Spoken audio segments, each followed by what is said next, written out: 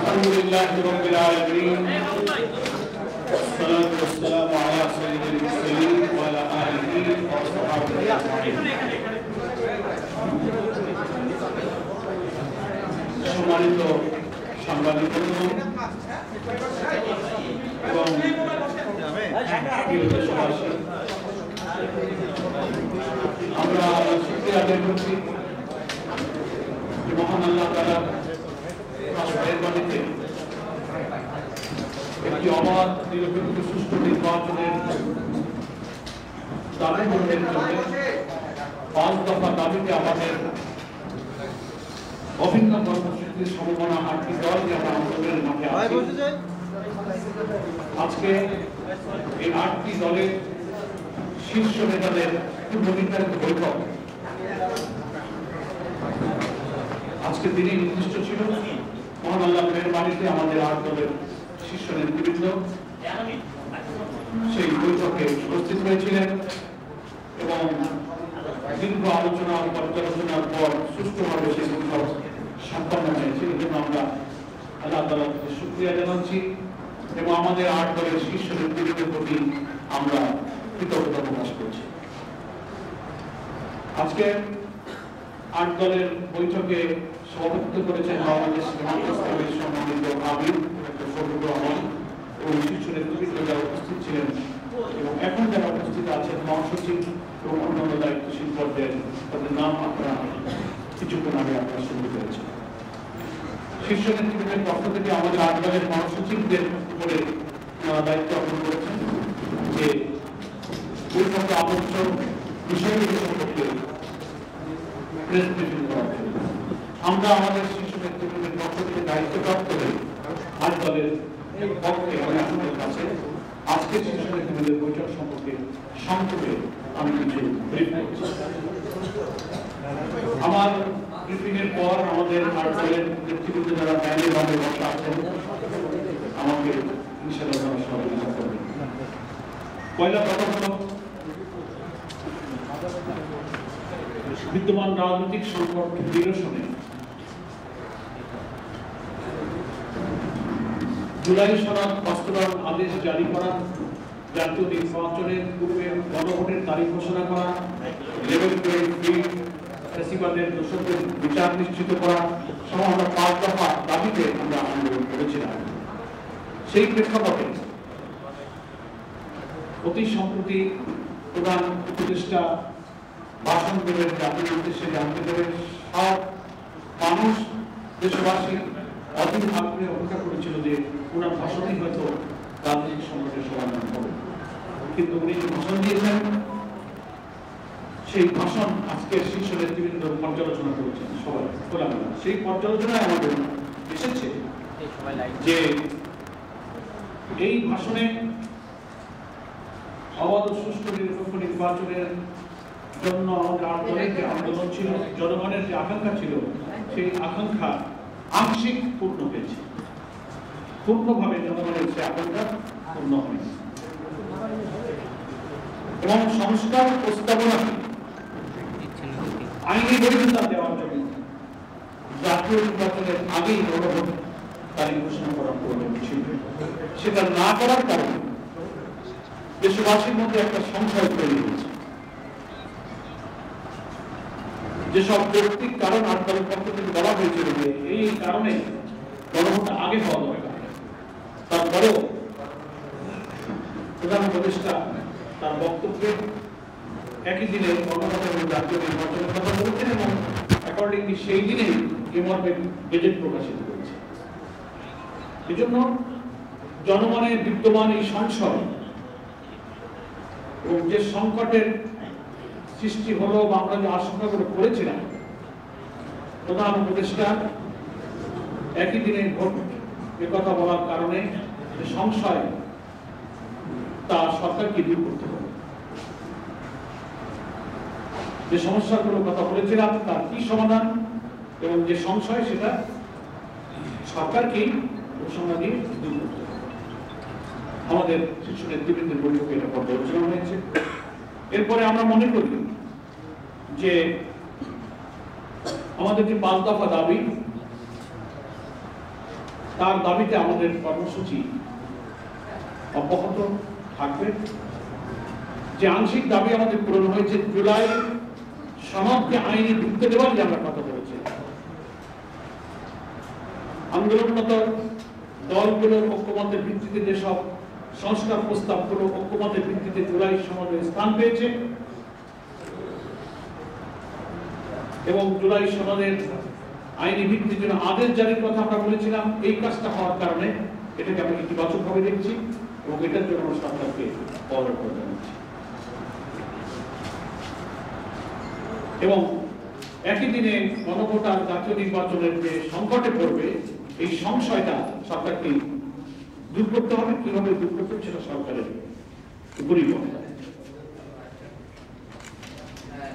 প্রশাসনে যেভাবে রদবদল চলছে, পছন্দ মতো ডিসি, ইউনো, পুলিশ কর্মকর্তাদের যখন তখন এই 1 সপ্তাহের মধ্যে নানান জায়গায় রদবদল শুরু হয়েছে। এটা লেভেল প্লেইং ফিল্ড,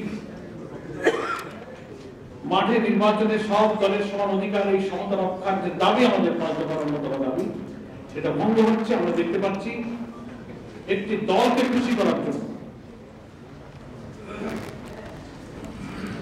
কোন গোপন ষড়যন্ত্র এই কাজটা চলছে। এ ব্যাপারে প্রধান উপদেষ্টাকে নিরপেক্ষ থাকার জন্য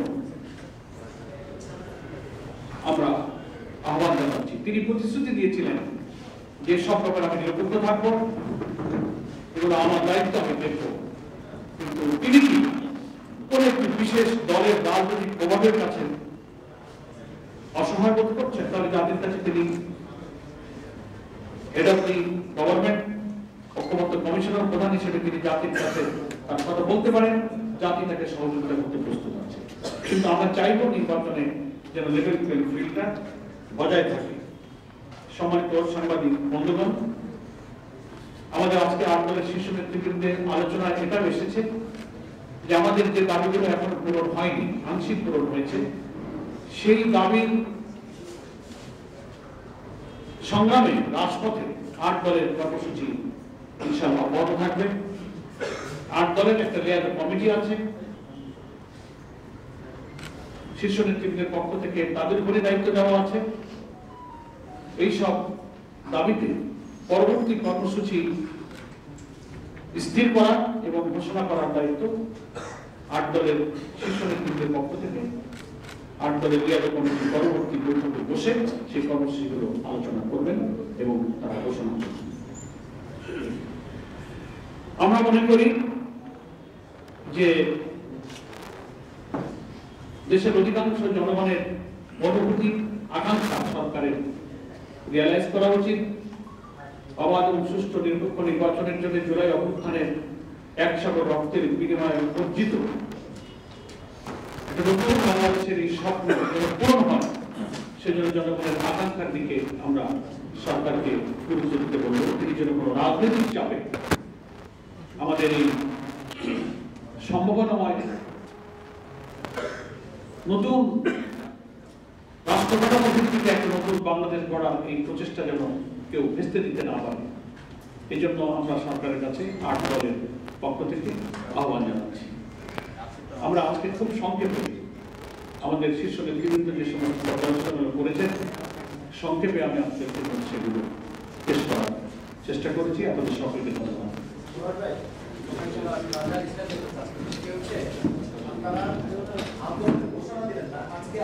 আমি আর একটা কথা, আমাদের বাংলাদেশ খেলাফত মজলিস মহাসচিব জালাল ভাই সাহায্য করেছেন। সেই পয়েন্টটা হচ্ছে যে 8 দলের শীর্ষ নেতৃবৃন্দ একমত হয়েছেন যে জুলাই সনদের আইনি ভিত্তিক প্রয়োজনে গণভোটটা যখন হবে, এই গণভোটে সংস্কারের পক্ষে আমরা সবাই হা বলবো এবং জাতিকে আমরা হায়ের পক্ষে ভোট দেওয়ার জন্য উদ্বুদ্ধ করবো। কারণ আমরা সংস্কারের পক্ষে ছিলাম, গুরুত্বপূর্ণ মৌলিক সংস্কারগুলো গণভোটে যাচ্ছে কমিশনের পক্ষ থেকে, তার অনেক সংস্কারের ব্যাপারে একটি দল বিরোধিতা করেছিল। আমরা কিন্তু সেই সংস্কারগুলো চেয়েছিলাম, সেই কারণে আমরা এই সংস্কারের পক্ষে আছি এবং আমরা দেশবাসীকে এই সংস্কার প্রস্তাবের পক্ষে হা ভোট দেওয়ার জন্য একই সঙ্গে আমরা আহ্বান জানাতে থাকবো এবং সরকার যেন এই সংস্কার প্রস্তাবগুলো জাতির সামনে তুলে ধরেন কি কি সংস্কার করা হচ্ছে, কি বিদ্যমান রাষ্ট্র ব্যবস্থায় আছে আর কি নতুন হবে, চমৎকার করে সুলিখিতভাবে ওয়েবসাইটে হোক, ইলেকশন কমিশন তার ওয়েবসাইটে পাবলিক করতে পারেন, সরকার এবং প্রচারপত্র বিলি করে জাতীয় প্রচার মাধ্যমে ব্যাপকভাবে প্রচার করে জনগণ যেন এই সংস্কার প্রস্তাবের পক্ষে হ্যাঁ বলতে পারে, তার প্রয়োজনীয় উৎসাহ দেওয়া, প্রয়োজনীয় ব্যাখ্যা বিশ্লেষণ করে জিনিসটাকে সহজ করা দরকার। এত ব্যাখ্যা এবং এত কথা প্রধান উপদেষ্টার বক্তব্যের মধ্যে আছে, সাধারণ সর্বশিক্ষিত মানুষ এই সব সংস্কারের ইন্টারনাল এই সমস্ত গুরুত্বপূর্ণ বিষয়গুলো ব্যাখ্যা বিশ্লেষণ কিন্তু খুব কমই বোঝে। এটাকে অতি সহজ করে কিসে আমরা হা বলতে যাচ্ছি, সংস্কারে গৃহীত সব বিষয়গুলোকে অতি সহজ করে ভোটারদের কাছে, দেশবাসীর কাছে সরকারকে পেশ করতে হবে। ধন্যবাদ।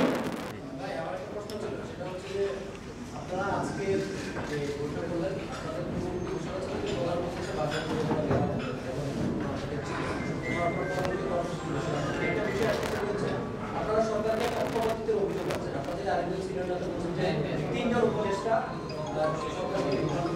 জাতি আসলে জানতে চাচ্ছে তিনজন উপদেষ্টা কারা, কারণ আমরা এটাও নাম বলা হলে মনে হচ্ছে জাতির সাথে আপনারা মনে করেন জাতীয় নির্বাচনের দিকে হয় জনগণকে সচেতন করতে আর কিভাবে আপনারা সবকিছু একটা প্রশ্ন দিয়ে নিই, একসাথে দুই তিনটা চলে গেলে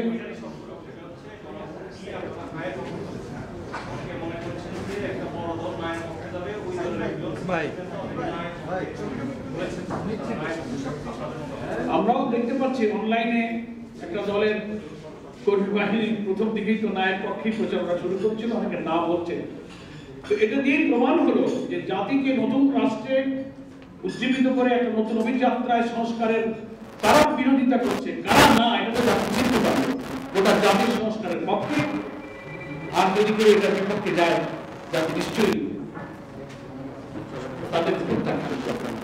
আর আমার সাংবাদিক বন্ধু যে প্রশ্ন করেছেন যে তিনজন